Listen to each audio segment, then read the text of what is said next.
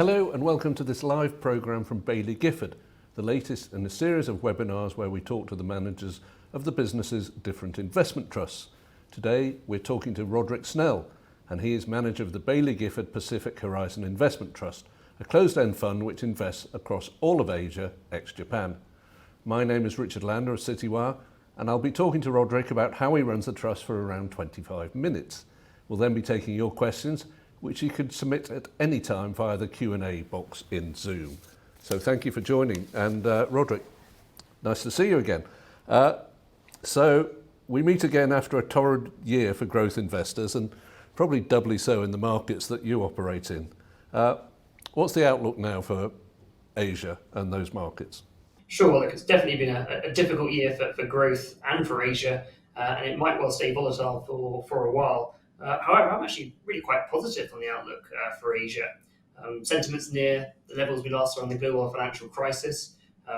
Valuations are attractive for companies like Hynix, sort of global cyclical bellwether, less than 1 times book. Again, valuations we last saw during the global financial crisis. And there's the macro, and Asia is actually looking really very well placed. I think the key observation here is we've had a period of the US dollar surging, which historically would have led to an emerging markets crisis. But that hasn't happened this time. Asia and EM are actually doing okay. EM has started to emerge.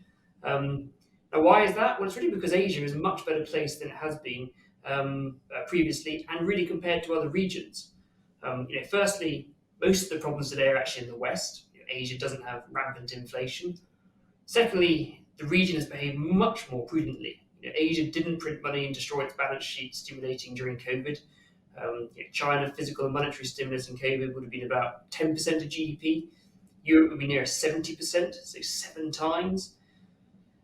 Thirdly, many Asian countries have been running with real interest rates for many years versus negative in the West. And finally, capital inflows to EM have been negative for the best part of the decade. So you haven't got all that hot money looking to come out rapidly. So Asia and the emerging markets more broadly are in better shape than much of the West, and you might just grab them now as really the converging markets. And you throw into that long term, Asia has by far the better growth. So you've got better growth, better financial positions, and it's at a discount. So volatile period, but I think Asia looks pretty decent on a 3 to 5 year time horizon from here. All right, you sound confident. Just looking back over the year, what are the type of companies that were most badly hit, and what was the type that helped your performance? Sure. Well, as a reminder, our portfolio does look very different to most other Baillie Gifford funds, and indeed many other growth managers. For example, our largest overweight positions would be materials and energy, and that's because we embrace growth in all of its forms. So our portfolio looks a little bit like a barbell at the moment. At one end, we've got sort of traditional rapid technology stocks, but at the other end, we've got large amounts of cyclical growth, like commodities, which are really copper and nickel, focused on the green transition, and industrials. Now, the past couple of years, that balance has been really very beneficial, especially when we've seen some of the growthier sort of tech names, for example, come under quite a bit of pressure. That's been offset by these more cyclical names like Tata Motors, the Indian automotive company, or Merdeka Gold and Copper in Indonesia, which have performed very well over the past year. The last 6 months certainly been a bit more challenging. We've seen those rapid growth names struggle a lot, especially in places like e-commerce. Many Asian e-commerce companies down about 60 or 70%, and really no discrimination between the quality of those companies. So starting to see some opportunities there. And at the same time, that cyclical growth bucket, which had previously offset some of that weakness, although it's done okay, it's also come under pressure as we've had fears of a global slowdown, which have been increasing. So that portion of the portfolio hasn't offset the headwinds that we've seen in those more traditional growth parts of the portfolio.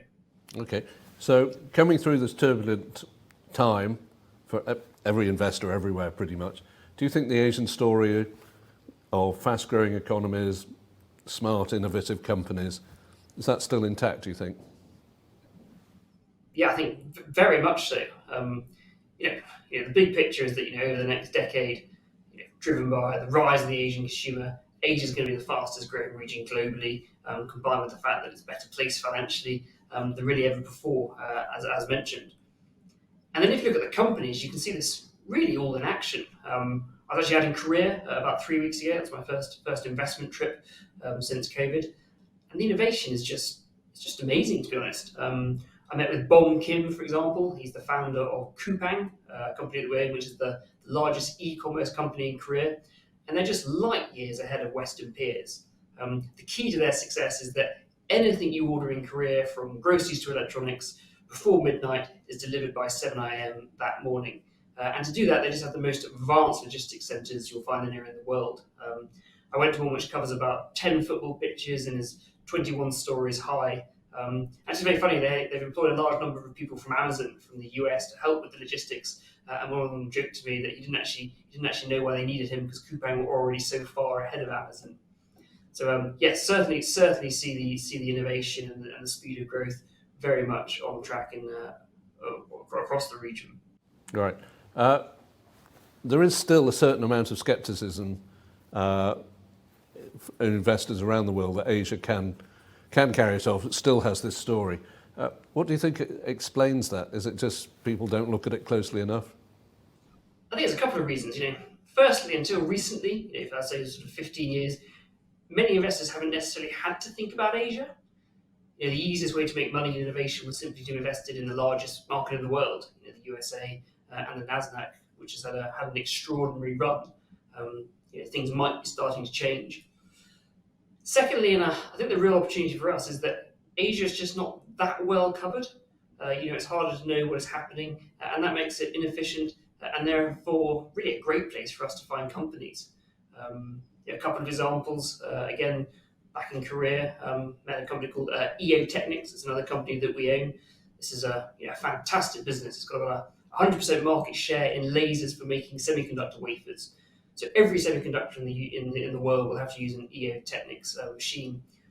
More importantly, it dominates laser technology that we use to drill and cut wafers. Currently, that's actually done with a mechanical saw. So there's really a revolution in the industry as we go from saws to lasers, and they are at the very forefront of that business. They've got very close ties with Samsung Electronics. So huge potential, but it's not covered by any analysts. And the CEO and the chairman, they don't meet investors. I was the first one they had met for about 2 years, and that's purely because we owned nearly 10% of the company. So lots of hidden gems in individual companies. And then more broadly, I think another good example would be the Chinese A-share market. Hugely inefficient, probably the most inefficient market in the world. It's huge, 3,000 companies over $1 billion, but most of it is retail, and the average holding period is about 50 days. So the time frame of resources, if you've got them, you can add a lot of value.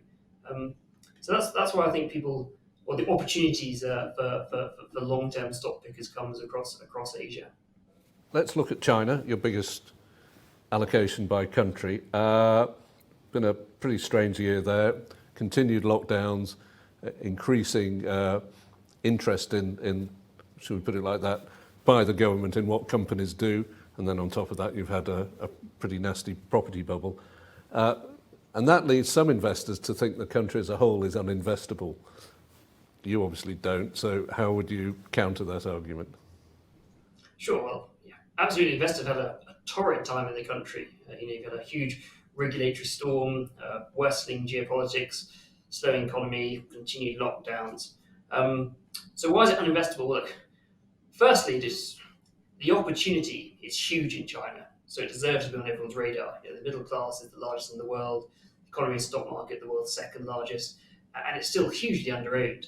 Look at the numbers, I think it's about 70% of global market cap, a third of listed companies are in China, there's just 2.5% of global fund allocations. So let's look at the issues, of which there are many. I think the key one for the past couple of years has been really regulations, which is wrapped up in this term common prosperity, the desire for a more equal society.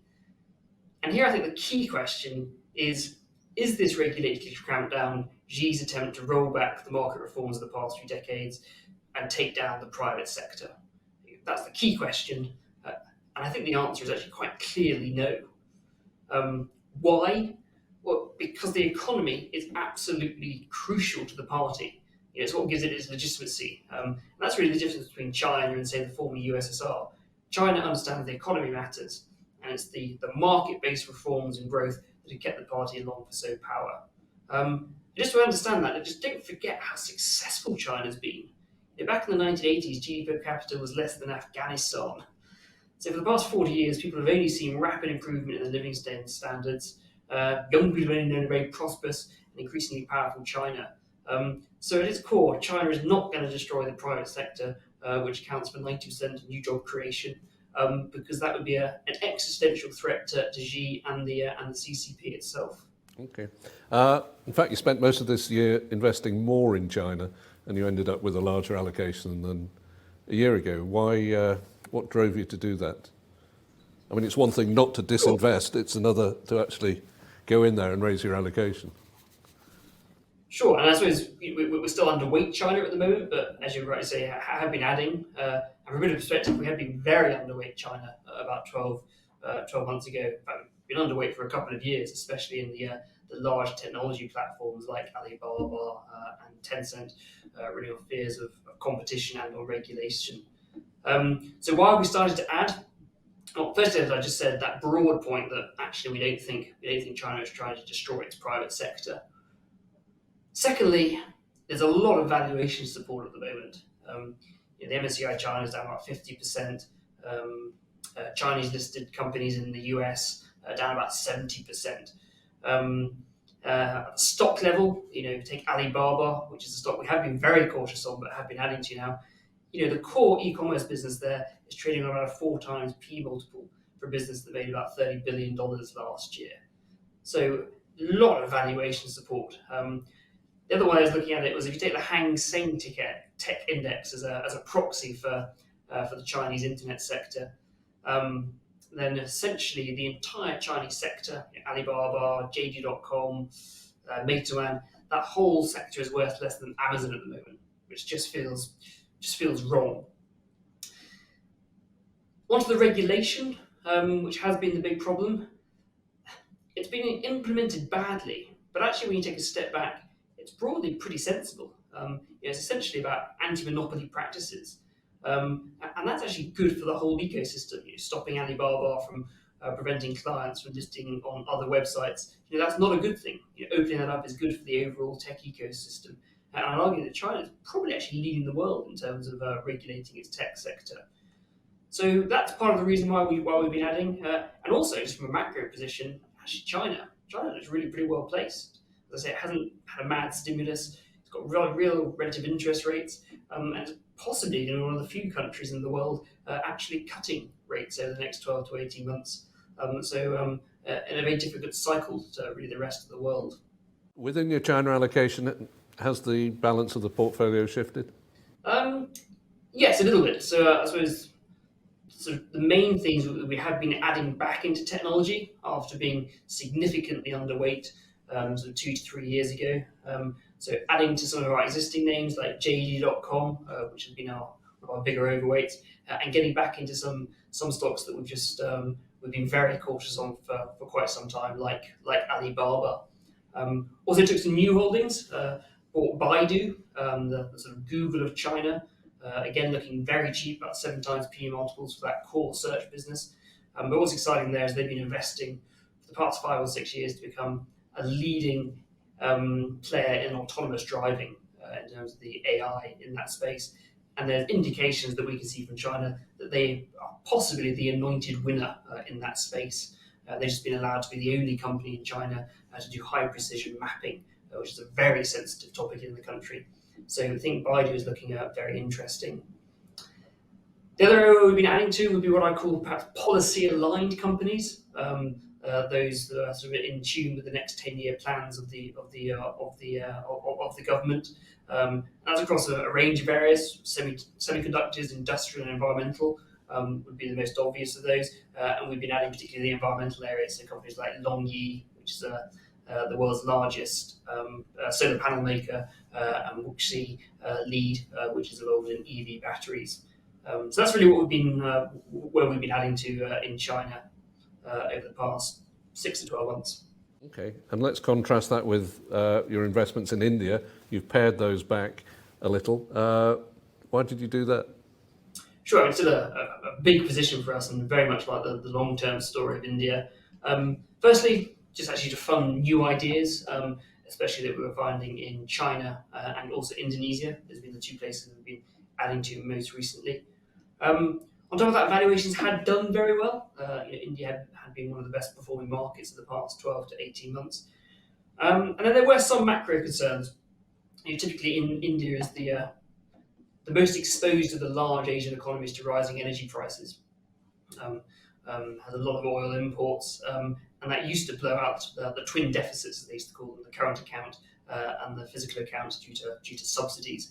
But they've actually done, to be fair, much better than I would have expected, in part because they've been able to buy Russian energy, about 20-30% of the oil coming from Russia, at a pretty steep discount to global prices. Okay, so you're still keen on India as a long-term story, the new China, some people would say. Yeah, absolutely. And I suppose that's the big question. Can it be the new China? And it's certainly got a huge opportunity to do something exciting. It's got the demographics, the institutions. The biggest challenge to it replicating something like China is export manufacturing. That is what you need to emerge, and that's where India's been not quite so good. It hasn't built up that export manufacturing base that it should be able to leverage off its cheap young workforce. Signs that it might be changing. Labour and land laws have been big issues that have held back multinationals, but it's interesting that Apple only today went and put in to start production of some of its phones in the country as it looks to move out of China. So potentially some interest there.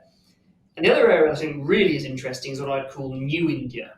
So if you look at India traditionally, where we've got a decent chunk of our portfolio, it's got great businesses with very high returns, but those returns are really because of the problems of India. Bureaucracy, corruption, lack of infrastructure. You don't get multinationals coming in. You don't get local players coming up. You just have nice, cozy monopolies with very high returns. What's exciting is what might be happening over the next 5 or 10 years, which is I call the new India. Because India's lacked innovation. But with the advent of 4G that was put in by Reliance Industries about 4 years ago, the largest 4G network in the world, and that's brought the internet to the masses. And we're now seeing a raft of actually very exciting internet and technology businesses and genuine innovation coming through the country. And I think that could be, a fantastic opportunity for investing, but could actually be a real spurt to growth over the next 5 to 10 years and maybe make India reach its potential. Okay, leaving aside these two giant countries, which other locations do you think are emerging as the most innovative centres and growth centres across Asia? You mentioned Indonesia just a second ago. Indonesia is interesting, but I think if you had to pick one country across Asia that's got the best structural growth story, it would still very much be Vietnam. It's the one country of any size that's actually building up an export manufacturing base in the region or actually across any emerging market, and that's absolutely crucial. I can't stress enough times that most emerging countries sadly never emerge.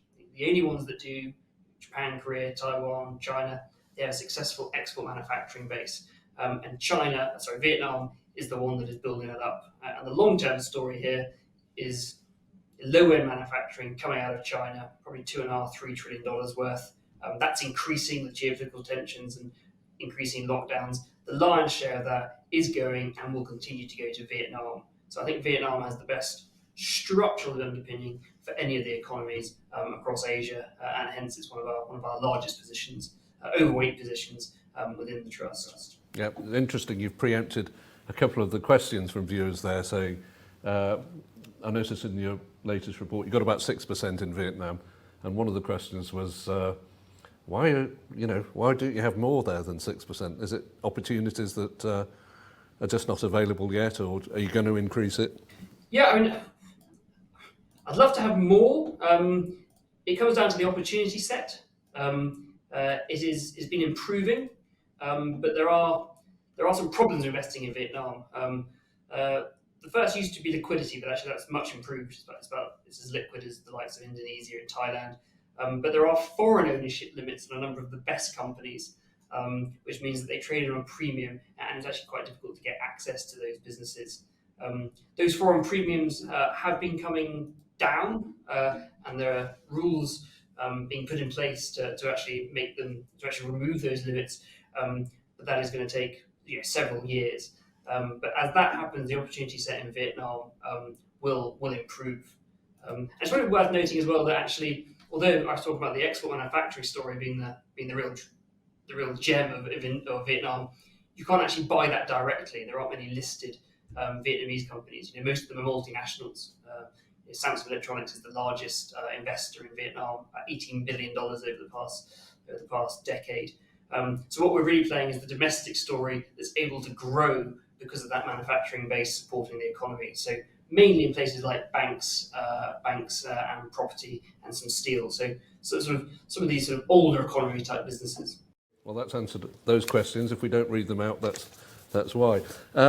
Let's talk about a topic that's been on everyone's lips this year, and that energy security, really catalysed by the Russian invasion of Ukraine. What are the companies in your portfolio, or perhaps not there, but on your radar? What can they do to solve this problem? You talked about the biggest solar panel producer, but what else is in your portfolio that is directly impacting on the energy question? Yeah, I think we've got a pretty broad range actually across the sort of energy portfolio. At one end we do have some sort of traditional oil and gas companies, like Jadestone. This is a company that essentially buys assets that are not wanted by oil majors anymore, and it gets them at incredibly low prices. Often they actually end up getting paid to take assets worth tens or hundreds of millions of dollars. So a very efficient oil producer across parts of Asia. And then we've got large portions then in the sort of energy transition itself, especially in North Asia. So companies like Korea, we've got Samsung SDI, which is one of the top 5 battery makers in the world. And then, as you mentioned, we've got a lot in China. China clearly wants to be a leader in environmental companies, and you've got plans already this year. EV penetration would be about 25% in the country, so far ahead of nearly all other countries. So we've got a number of businesses there, like Wuxi Lead, which is again makes parts for those batteries. And then the final one I'll mention, actually, because it's not necessarily the most obvious, but it's our materials position. That's our largest overweight in the portfolio, and that is predominantly focused on copper and nickel. We're actually absolutely crucial for the green transition. Copper, best conductor of electricity in the world. The green transition simply can't happen without copper. We see very strong demand coming at some point over the next 5 or 6 years, and just really no supply. There's going to be a huge deficit of copper at some point in the next 4 or 5 years. I think that makes copper companies very attractive at the moment. Final question from me, and then we'll go on to the viewers' questions. If you could say, there's one stock in my portfolio that really tells people what Asia is all about, which stock would that be? I mean, the most obvious one to mention there would probably be sort of TSMC. It's arguably the most important company in the world. Monopoly in high-end semiconductors, and with semiconductors being the new oil, the world simply couldn't operate without TSMC. But trying to be less obvious. Let me highlight too. You mentioned our Chinese energy plays. I think LongYi is a really interesting business. China has decided it wants to be a leader in environmental sectors.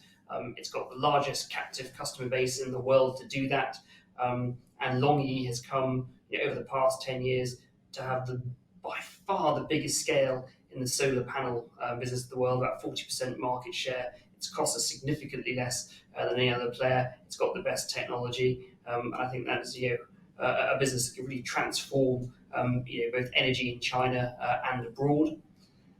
And the second one might be Delivery. This is a really transformational industry. It's actually a logistics company, India's largest private pan-logistics company, but it's really a play on e-commerce.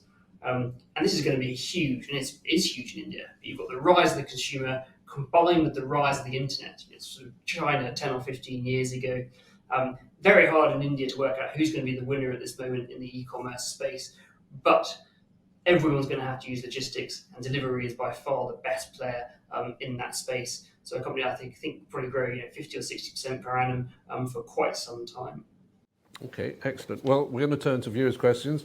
Here's a good one from obviously someone who likes to take a bit of risk in his portfolio or her portfolio. What do you think of Macau casino stocks at this juncture? Yeah, so have owned them in the past. Used to own Galaxy 7 or 8 years ago. I'd be quite cautious now. I certainly think that there's a case that when China opens up and Macau fully opens up, these stocks could do well in the short term. But long term, I think you've got to be very careful in China, particularly at the moment, in making sure that you're aligned with policy. And I'm just not convinced the Macau casinos are aligned with Chinese policy. After all, gambling is illegal on the mainland. How much does Xi really want? A handful of casinos generating billions of dollars in profits for a handful of either rich Chinese tycoons or, in a Chinese sense, worse, going overseas to America. So I'd be pretty cautious, and you've got the license renewals coming up fairly soon. So cautious. If I was going to own one, I would go for a local player. I would go for Galaxy. I'd be very cautious of the Wynn Macau, etc., given those US connections and the rising tensions today. Excellent. Another question. You did talk, obviously, we discussed at length Vietnam. What about other ASEAN countries, particularly Indonesia? Yes, Indonesia has been the one that we've been adding to over the past 6 months. We've had quite large holdings in the exports of Indonesia, particularly materials, copper and nickel, which has really been a sort of boom for Indonesia over the past few years. For the past several years, however, we've been very cautious and remain out of the domestic economy in Indonesia. But I think that's starting to look really quite interesting. Indonesia is probably the biggest beneficiary of rising raw material prices. There's a chance it becomes actually a hub for electric vehicles over the next 5 or 10 years, given it's one of the world's largest suppliers of nickel. And that's fantastic for supporting a domestic growth story. So we've been adding to a couple of the banks, Bank Rakyat, for instance, which I think is probably one of the best banks in all of Asia. It's a micro-lending business. It was set up in the 1970s to do micro-lending. They built up 18,000 what they call micro-destas across the various islands. It's unreplicable today. They've got mini monopolies over the whole country. And as I said, probably got the best competitive advantage of any company in Asia. And also Astra International we bought, which is the leading auto company in the country. Great growth prospects, 12 times PE on a 4 or 5% dividend yield. So again, starting to find quite attractive ideas in Indonesia, and one of our largest overweight positions. Okay, time for a couple more questions. One is, you haven't mentioned biotech. Do you have any holdings in biotech, and indeed is Asia a place where they are innovating in this sector? Yeah, we've got some biotech names. We've been reducing them over the past 12 months. We previously had a lot in Korea in the biotech space.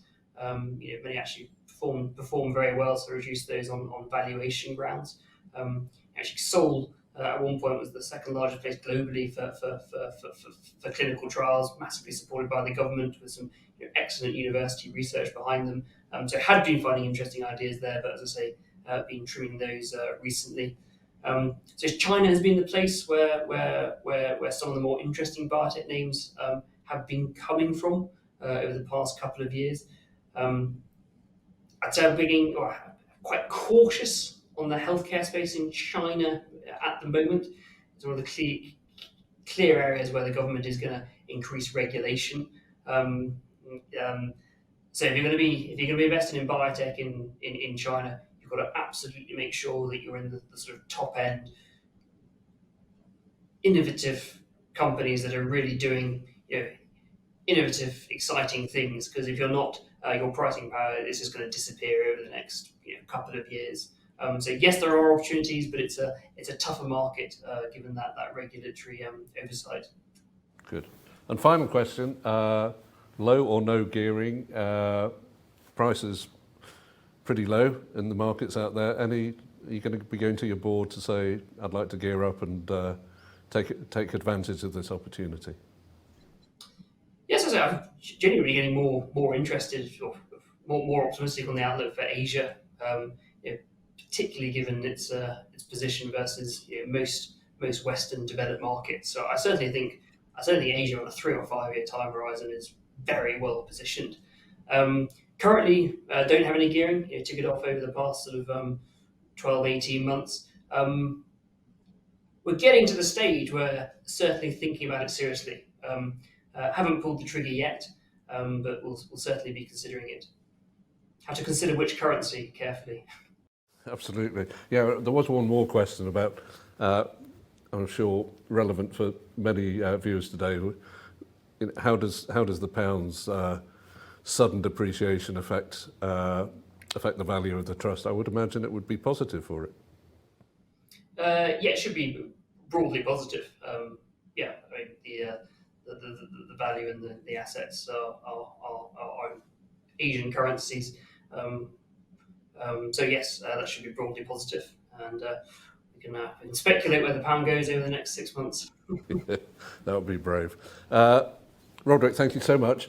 And that's all we've got time for, I'm afraid. So thank you again, Roderick, for your time and insights. And thank you to the audience out there for watching and for your questions. I'm sorry we didn't have time for them all. We've got more sessions like this coming up, so please do keep an eye out for those if you found today's useful. And thank you. Goodbye from the Citywire studios.